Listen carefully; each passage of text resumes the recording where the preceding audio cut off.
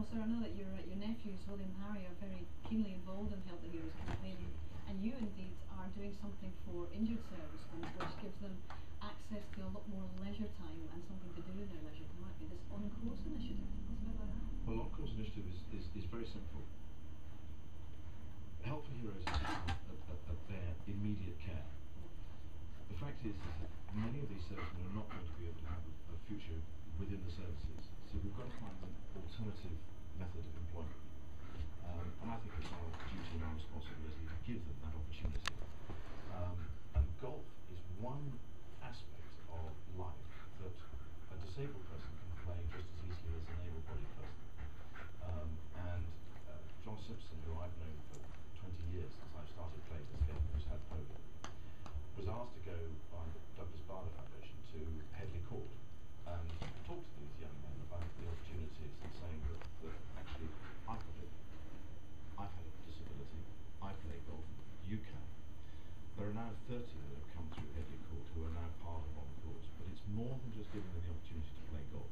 It's about a future in a career within golf. So it's golf club manufacture, it's golf course management, it's greenkeeping, it's all the things that are associated with golf and a life within golf. And in fact, I understand that as a result of an invitation from the British International Greenkeepers and Groundsmen Association, we've already got a scholar starting with that from the current crop of 30, so they're going to go on to become greenkeepers as well. And I actually met with one of the chaps this morning. He was saying that because of golf, the technology in the prosthetic limbs is having to change. They're actually having to make these limbs so that they can swivel in order to get a proper pivot, be able to hit the ball. So things are really moving in many respects. I mean, this initiative has only just been launched, but actually it's been running for a few months now. But as a result of that, the technology has now allowed the prosthetic limbs to twist at the ankle level. And the thing that's been interesting is that you hammer the putter, and it changes the balance dynamics. And so they start their rehabilitation process even more determined. And so just by doing that, it gives them an opportunity to think about how they're going to do it. And I think the guys are absolutely delighted about the prospect of a Ryder Cup style challenge against their US counterparts at some point. Well, Arnold Palmer has agreed to be the patron of the same organisation in the United States, and the idea is to try and put them together and to pit them against each other at those sorts of events. And so it's to try and keep the camaraderie, because these soldiers need to be kept as a part of a community. They need to feel as if they are included and they are wanted.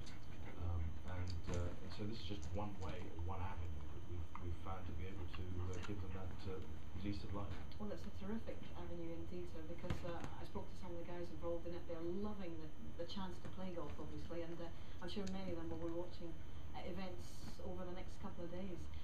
In terms, Ken, of what they'll be watching and everyone else out on the course will be watching, so what is your feeling about the way this championship is developing, and who can you see bursting through the pack to win? Do you think Oosthuizen, for example, can hold on, shoulder the pressure? I would like to see him hold on, but this course has, on day one, showed that it actually can be quite easy, and then day two showed its teeth. It all depends on how the wind blows. It does. And it depends, of course, not only on how the wind blows, but actually from which direction it blows.